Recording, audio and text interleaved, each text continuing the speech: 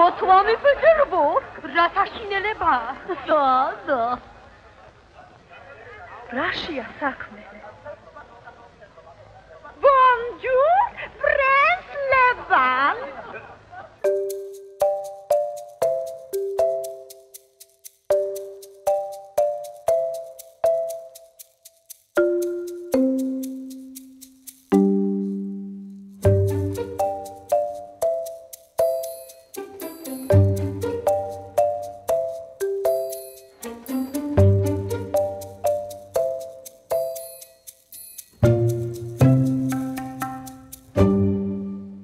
ყველაფერს უნდა ბედი. როდესაც სკოტე მარჯეშვილმა გადაწყვიტა, რომ დაედგა ფუენტე-ოფუნა თბილისში,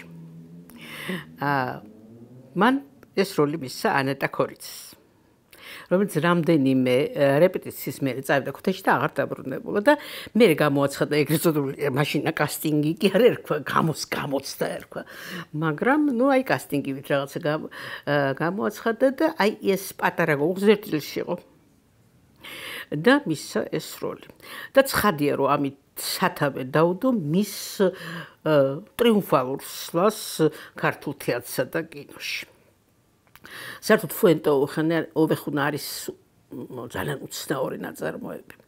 იცით, განსაკუთრებით მაშინ ფეთქდება, როდესაც სადღაც არის კრიზისი. როცა არის რაღაცა რევოლუციის გადატრიალების, რაღაცა ომის დასაწყისი.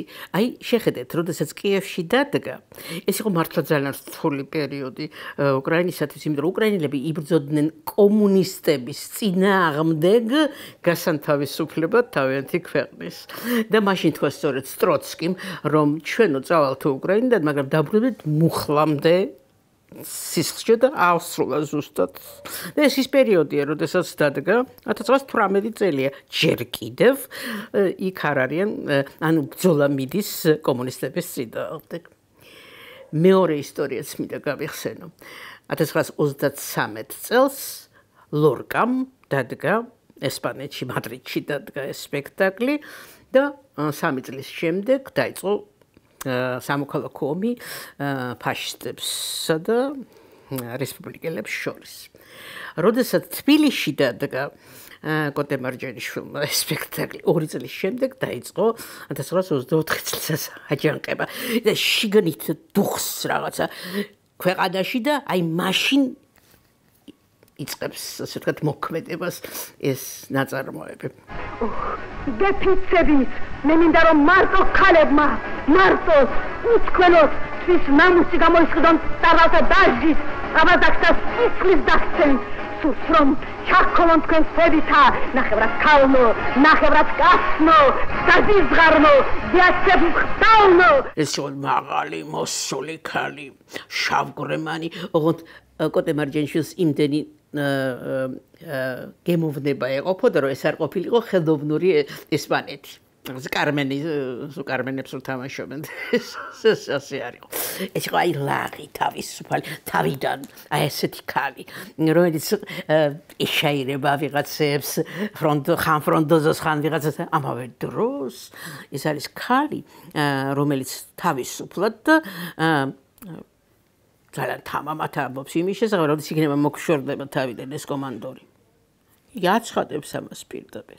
და ამავე დროს იქვე შეუძლია რაღაცა ილაყობს.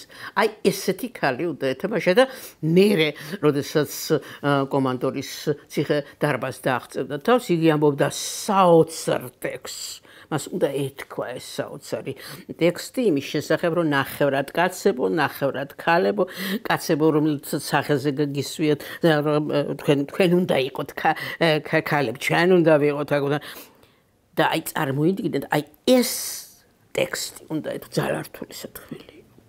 ძალიან რთული და მან ეს გააკეთა.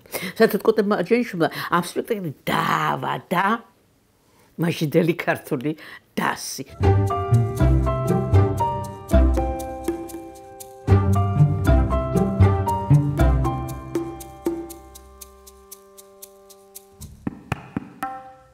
თამარ ჭავჭავაძის სახელი დაკავშირებულია ქართულ დრამატულ თეატრში სიახლესთან.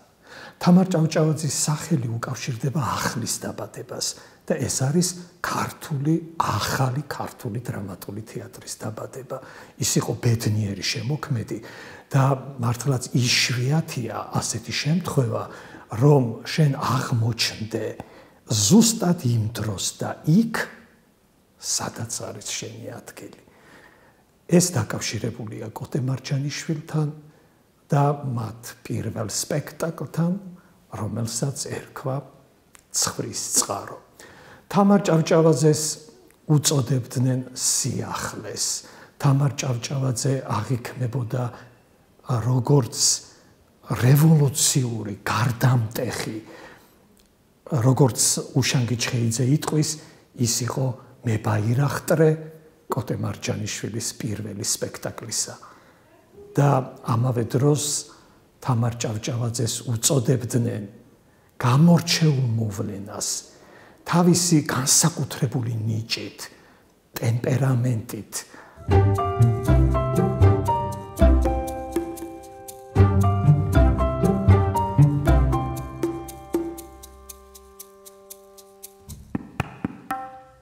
სათეატრო კრიტიკა აღნიშნავდა, რომ ის მოგისკიზე ცეცხლი, რომელიც იყო და ენთო თამარ ჭავჭავაძეში, გადაედებოდა მთელ დარბაზს და სულ შეცრული ტოვებდა მაყურებელი დრამატული თეატრის დარბაზს.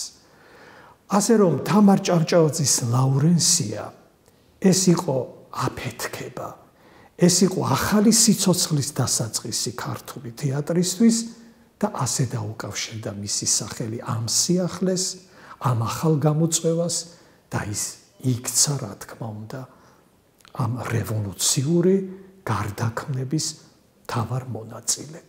დაგიხართ კარეთ. ვიღარით ჩვენზე ვიზოთ. ვიდოთ ხალხი, მინდილა. მეგო, დაგლოცეთ.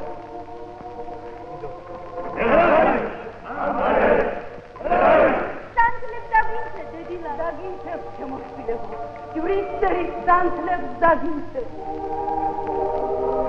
ზურთა, მენია სიკვდილი. დანუს მინახავს მოვისა. ნუს მინახია, არკივი, შვა არკონდეს მოვისა. 20-იანი წლების ქართულ თეატრში, სანამ უკვე ვერი კვანჯაფარიძე მომძლავრდება და სხვა მსახიობები, თამარ ჭავჭავაძე იყო წამყვანი ახმეტელთანაც, მარჯანიშვილთანაც და როგორც ამბობენ, ეს იყო აი უდიდესი ტემპერამენტის მქონე მსახიობი, დიდი ემოციურობით გამოირჩეოდა სცენაზე. და ეს თვითყოფადი გარეგნობაც ჰქონდა, ესეთი შავგვრემანი ქალი იყო და აი სწორედ ეს ლაურენსიაც, ეს სალომეაც, აი ეს როლები იყო მისი ესეთი სავიზიტო ბარათი და ყველა რეჟისორი მაშინ თვლიდა, რომ თუ რამის გაკეთება უნდა და ქალის თავარი როლი ჰქონდა, უნდა ეთამაშა თამარ ჭავჭავაძეს. ნუ მე მისი ბიოგრაფია სხვანაირად აეწყო, ის წავიდა, როდესაც კოტე მარჯანიშვილმა შექმნა ქუთაის ბათუმის თეატრი, დღევანდელი მარჯანიშვილის თეატრი, ის რუსთაველის თეატრიდან წამოვიდა და მარჯანიშვილს გაყვა, ამ თეატრში იყო. მერე ისევ დაბრუნდა რუსთაველის თეატრში გარკვეული პერიოდი და ბოლოს სიცოცხლე დაასრულა სოხუმის თეატრში. მაგრამ მის რეპერტუარს რო გადავხედოთ, აქაც აი ესეთი ძლიერი მებრძოლი ქალებია. მაგრამ ამის იქით აქ კიდე სხვა ხასიათის როლებიც, აი კინოდან ყველას ახსენდება ქეთო და კოტეში ხანუმა, მაგრამ სცენაზე მადამ სანჟენს თამაშობდა ეს ვიქტორიენ სარდუს ესეთი ვოდებილური პიესა არის. ასე რომ აი ესეც შეეძლო, არ იყო მხოლოდ დრამატული და ტრაგიკული როლები, ასეთი როლების თამაში შეეძლო და იყო სხვათა შორის იცით რა, ეტყობა რაღაცა მის ცხოვრებაში მოხდა, რომ ასეთი ლიდერი მსახიობი, რომელიც თავიდან იყო მარჯანიშვილთანაც, ახმეტელთანაც უქალის როლის თავარი როლები, მერე სხვა მსახიობები შემოვიდნენ და მის კარიერაში უკვე ეტყობა იმდანაც მიჩვეული იყო ამ თავარ როლებს და წამყვარ როლებს, რომ მერე ეძებდა თავის ადგილს. აი იმიტომ ეს თეატრიდან თეატრში სიარულიც ალბათ ისევ ამბობ, ალბათ სხვა მიზეზებიც იყო, მაგრამ ჩემის აზრით ერთ-ერთი ესეც არის, რომ აი რუსთაველში დაბრუნდა მარჯანიშვილის თეატრიდან, მერე სოხუმის თეატრში წავიდა.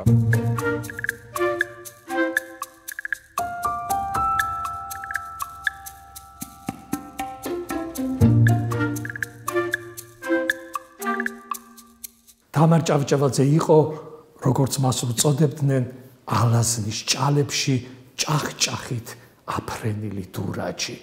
გიორგი ლეონიძემ თამარ ჭავჭავაძეს უძღვნა არაჩვეულებრივი სტრიქონები. პოეტი წერდა ქართული თეატრის ქალო ვეფხვიერო, ჭავჭავაძეთა ქალო ქებულო, მთვლემარე ცეცხლო, მაგრამ სცენაზე ყვარლის მთის ელვა დაფეთქებულო, შენ ქეთევანო, შენ ზეინაბო, ლაურენსიას ცეცხლი პირველმა, შენ გადაფანტე ქართულ სცენაზე, მიყვარხარ მისთვის, ქალო ქართველო, ქალი მებრძოლი, შენში მიცნია. აი ეს სტრიქონები ძალიან მნიშვნელოვანი და ნიშანდობლივია, იმიტომ რომ ქართულ პოეზიაში გადმოვიდა თამარ ჭავჭავაძის სახე და სახელი, როგორც პირველი ქართველი ლაურენსია. 25 წელია, რაც დაუღალავად ემსახურება ქართულ სცენას რესპუბლიკის სახალხო არტისტი თამარ ჭავჭავაძე. 19 მაისს რუსთაველის თეატრში შესდგა მისი საღამო. გრძნობიერი სიტყვით გამოვიდნენ წერალი შალვა დადიანი, საქართველოს მეცნიერებათა აკადემიის ნამდვილი წევრი გიორგი ახვლედიანი, თბილისის ოპერისა და ბალეტის სახელმწიფო თეატრის სახელით რეჟისორი ალექსანდრე წუწუნავა,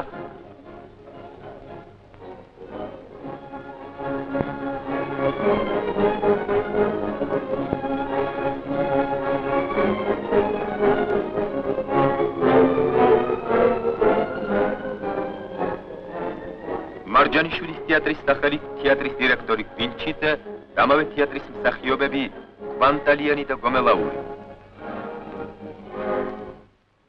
რუსთაველის თეატრის კოლექტივის სახელით საბჭოთა კავშირის სახალხო არტისტი აკაკი ბასაძე. დასასრულ თამარ ჭავჭავაძემ უღრმესი მადლობა გადაუხადა ყველას, ვინც გაიზიარა მისი სიხარული. ჩვენ თაობას ძალიან ცოტა რამ გვექნა ნახი მისი შესრულებით თავისთავად, მაგრამ მეორე მართლაც განუმეორებელი ფილმი, რომელშიც იგი თამაშობს, ეს არის რა თქმა უნდა ხანუმა. თვითონ ფილმზე არ შემიძლია არ თქვა, რომ ეს იყო აი მართლაც აი ალბათ ისეთივე მნიშვნელობის ფილმი, როგორც თავის დროზე იყო ფუენტე ოხონა ქართული თეატრისათვის. იმიტომ აქ გამოჩნდა მთელი ქართული კინოს, მთელი ქართული შემოქმედებითი ინტელიგენციის, სამსახიობო ინტელიგენციის მთელი პოტენციალი. და აი ამ ფონზე, როდესაც ფილმში თამაშობს ისეთი ქალები, როგორც თამაშობენ, ხო?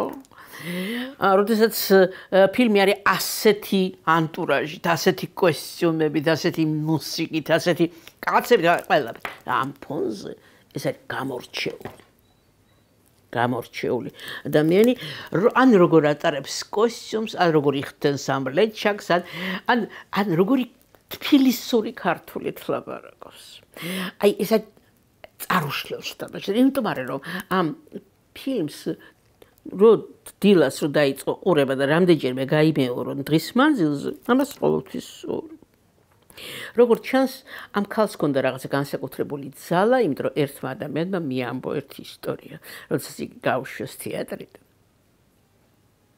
რაღაცა დადგა დრო, როდესაც იგი თეატრიდან უნდა წასულიყო. და იგი მთელი სანამ დაიცალა თეატრი ბანამდე არ გამოვიდა თავისი საგრემიოროდ. მარტო უნდა და როგორც ჩანს დარჩენილიყო და აი ვინც მომიყვა, იმან მითხრა რომ გამოვიდაო საგრემიოროდ და მარტო იდგა რუსთაველის თეატრის დარბაზში, ისეთი ხმით იღრეალაო. როგორც ჩანს, აი პირველი გამოსვლა იმ თეატრის სცენაზე, როცა მართლაც ვეფხვივით იბრძოდა ეს ქალი ფუენტე ოხონაში ლაურენსიას როლში, აი ბოლოც რაღაცა ვეფხვივით დაღრეელება გამოვიდა, გამომშვიდობება პირველი და ბოლო გამომშვიდობება თეატრთან იყო ასეთი. რაო, როგორ ვიქორწილი? მერე ნეინა მარიამს რაღაც ეუბნები. საქმე გამარიგებინე, ქალი გადავრიე. ეხლა კი მაგარის ქალზე ლაპარაკო. მარიამიო, ხა ვის რა თუნდა იმისი ძველმანი? აი ხალხი ლაპარაკობს, რომ შენი მარიამის ქალი მახინჯი და ღარიბიაო, როგორც სახტრის ვირთაკვა.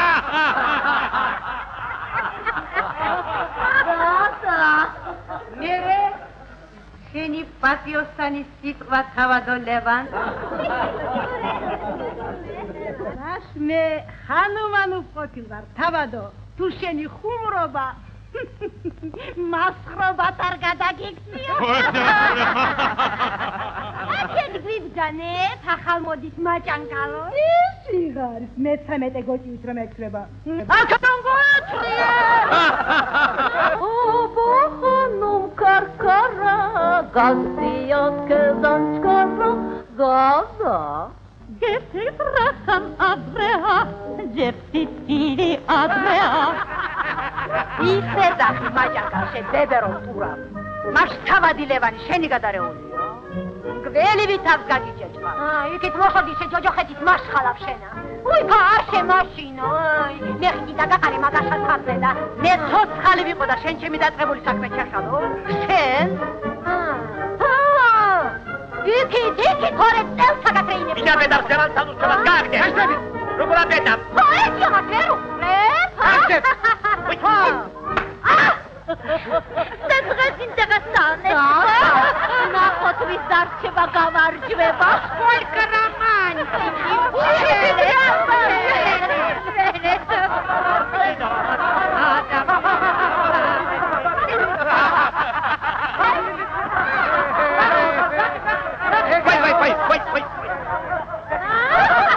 მას ხვანაირი ხანუმა შექმნა უდაოდ. თბილისისთვის დამახასიათებელი, ძალიან საინტერესო, ძალიან ღია, ძალიან ხალისიანი და ამავე დროს რაღაცა განსაკუთრებული ძალით მოსილი.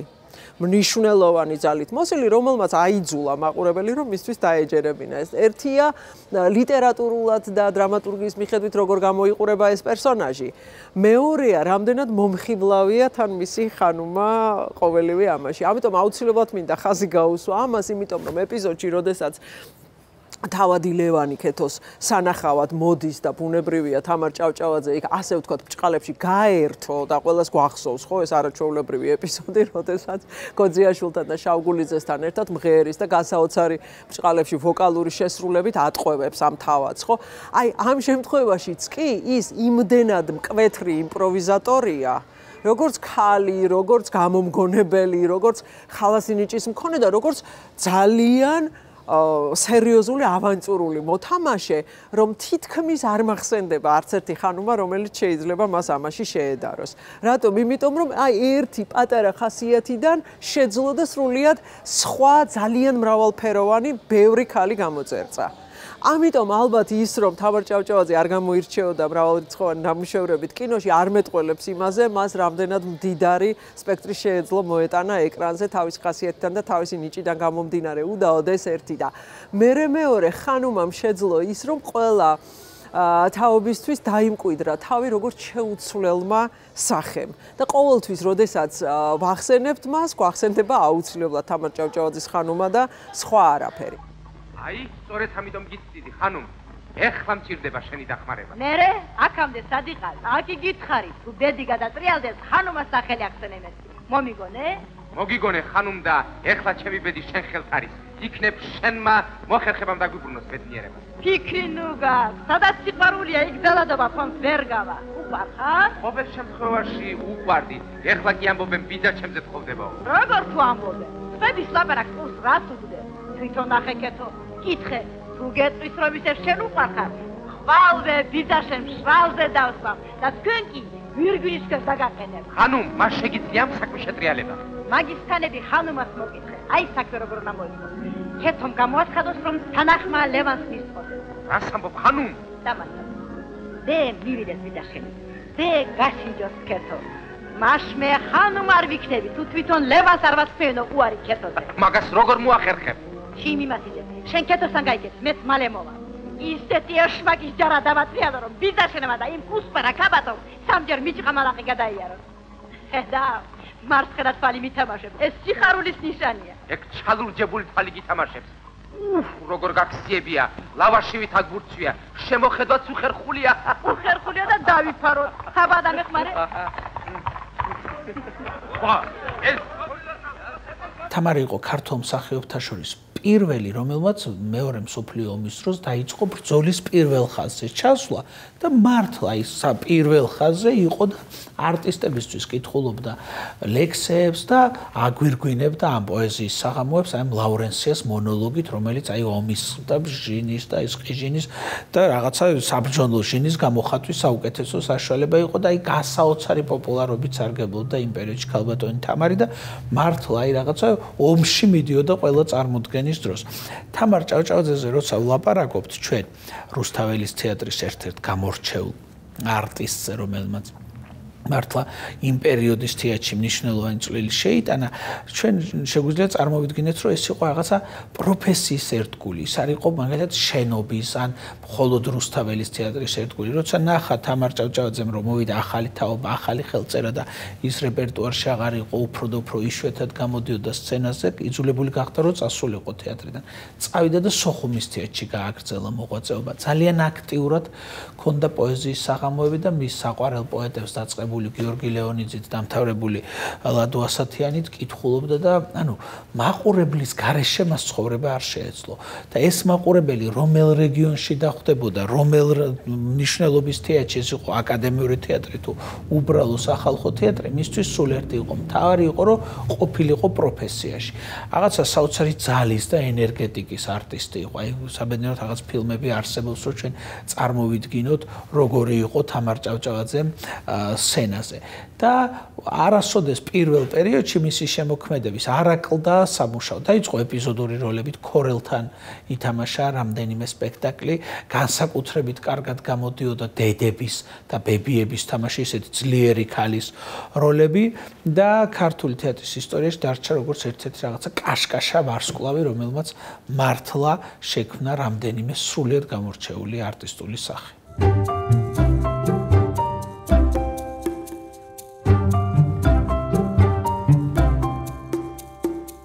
რაც შეეხება იმ სპექტაკლს, სადაც მან ითამაშა ფაქტიურად თავისი უკანასკნელი როლის სცენაზე.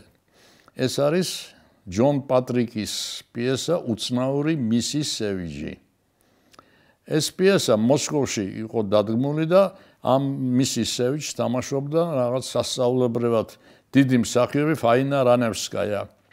და ამ დროს მოსკოვში ეს სპექტაკლი უნახია სოხუმის აფხაზეთის კულტურის მინისტრის მოადგილეს შალვა გაბესკირიას.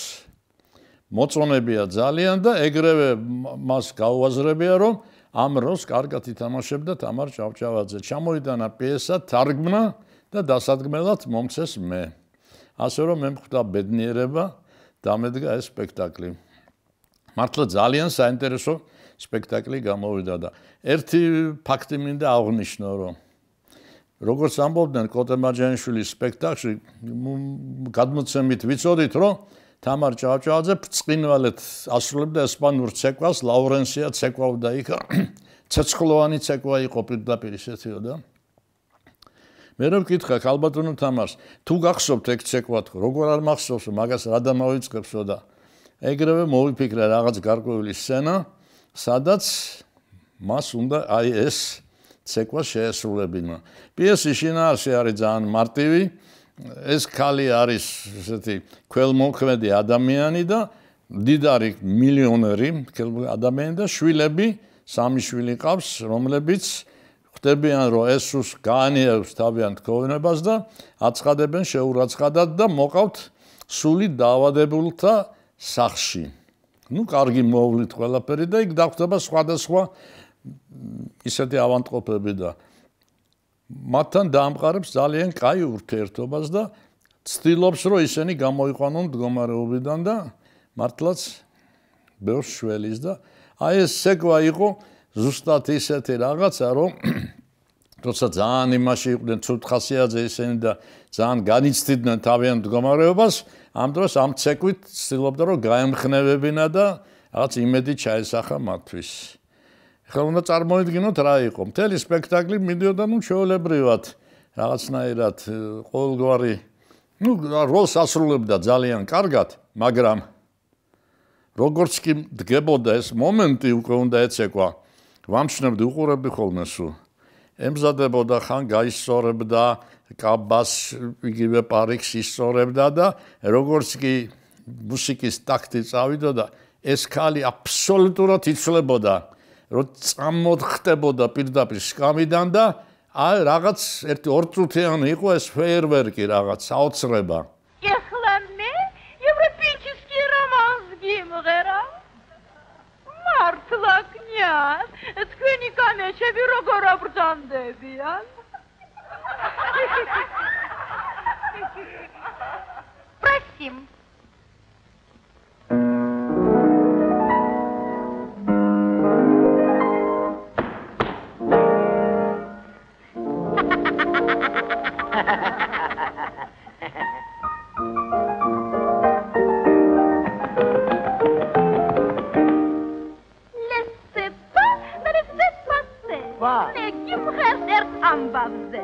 ვინ არის ის რომ ძებნელსა რაც არ ერგება აღშერ განიღეს